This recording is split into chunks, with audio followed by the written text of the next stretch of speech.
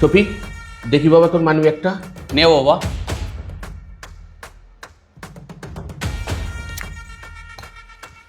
রাখ। আচ্ছা ঠিক আছে। শফিক, এটা কি হলো? এটা কি হলো মানে? কোনটা কি হলো? আমি তো তোমার কথা কোনো কিছুই বুঝলাম না। তুমি কি বুঝতেছ না নাকি বুঝেও না বুঝার বান করতেছো কোনটা? শোনো, তুমি ঘুরিয়ে পেঁচিয়ে কথা না বলে সরাসরি কথা বলো। আমার হাতে এত সময় নাই। তোমার হাতে এত সময় নাই না?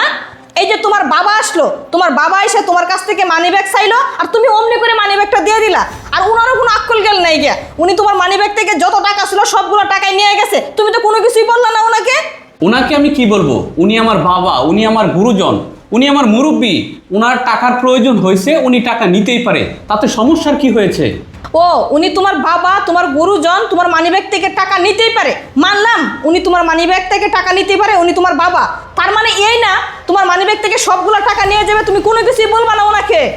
শোনো, আমি এখনো এত বড় হই নাই যে বাবা মানিব্যাগ থেকে টাকা নিয়ে যাবে আর আমি ওনাকে নিষেধ করব।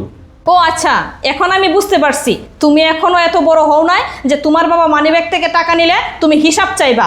কিন্তু আমি যদি তোমার কাছ থেকে 10টা টাকা নিই, আমি সেই 10টা টাকা কোথায় খরচ করছি, কি না করছি, তুমি পাই পাই করে আমার কাছ থেকে হিসাব নিও। বাদ দিলাম এসব কথা। তোমার বাবা রিটায়ার্ড করে আসছে, বয়স্ক মানুষ।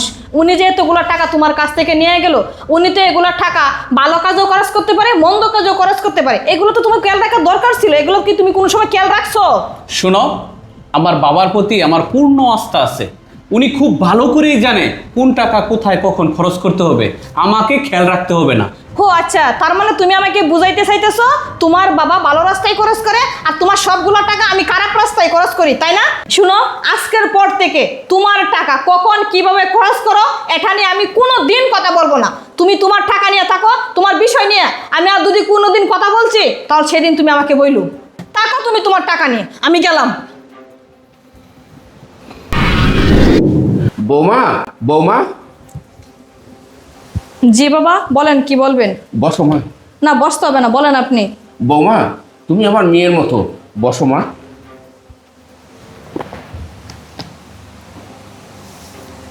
দেখো তোমা, এই শাড়িটা কি তোমার পছন্দ হয়েছে কিনা?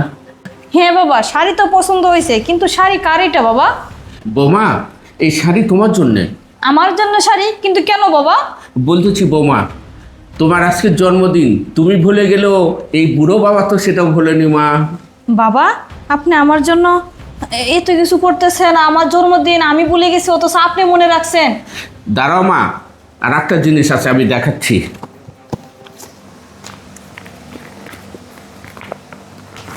দেখো তোমা, এই ব্যাসলাইটটা তুমি পছন্দ করেছিলে, সেদিন আমার কাছে টাকা ছিল না। এই ব্যাসলাইটটাও তোমার জন্য নিয়ে আসি। পছন্দ হয়েছে বৌমা? বাবা, পছন্দ হয়েছে না মানে? অনেক পছন্দ হয়েছে বাবা। আমি যদি আপনাকে আমার মনের অজান্তে আপনাকে কোনো কিছু বলে ফেলি, আপনি মনে কিছু নিয়েন না। না মা, আমি কিছু মনে করিনি। জানো মা, তোমার শাশুড়ি যখন বেঁচে ছিল তখন আমার সংসারে এরকম সুখ শান্তি ছিল। কিন্তু বৌমা, তোমার শাশুড়ি যেদিন মারা গিয়েছে সেদিন থেকে আমার এই সুখ শান্তিগুলো হারিয়ে গিয়েছে। যখন নতুন করে তোমাকে এই বাড়িতে আমি বউ করে নিয়ে যাচ্ছি, আল্লাহ পাক যেন এই সুখ শান্তিটা আবার আমার মাঝে ফিরিয়ে দিয়েছি। আর তুমি বলতো বৌমা আমি কিছু মনে করব না? বৌমা, আমি কিছু মনে করিনি। আর সবচেয়ে বড় কথা হলো কি, আমি জিনিসপত্র কিনতে গিয়ে কিছু টাকা আমার শর্ট পড়ছিল, তাই শফিকের মানি ব্যাগ থেকে আমি কিছু টাকা নিয়ে গেছি মা। কিন্তু মা, পরবর্তীতে কোনো জিনিসপত্র আমি যদি তোমার জন্য আনতে যাই, আর কোনো দিন ছেলের কাছ থেকে টাকা নেবো না, আমার নিজের টাকা দিয়ে আমি নিয়ে আসবো মা। আর সবচেয়ে বড় কথা শোনো মা, তোমরা আজকে দুজনে বাইরে ডিনার করবে, আমি কিছু টাকা দিচ্ছি, এই টাকাটা রাখো বৌমা। বাবা, আমরা শুধু একা যাব না, আপনিও আমাদের সঙ্গে যাবেন। আচ্ছা ঠিক আছে মা, সেটা হবে না। হ্যাঁ ঠিক আছে বাবা। যাও মা। বাবা, তুমি এখনো আমাদের সংসারের জন্য এত খেয়াল রাখো। আমি আল্লাহর কাছে দোয়া করি তুমি যেন সারা জীবন আমাদের মাঝে বেঁচে থাকো, আর এইভাবে যেন খেয়াল রাখো। আচ্ছা ঠিক আছে, বাবা সন্তানের খেয়াল রাখবে না তো কে রাখবে? আর শোনো শফিক, বৌমাকে আমি বলে দিয়েছি রাতে তোমরা ডিনার করবে বাইরে গিয়ে। হ্যাঁ, বাসায় কোনো রান্না বান্নার জন্য করবে না। আচ্ছা ঠিক আছে বাবা। আচ্ছা ঠিক আছে, যাও।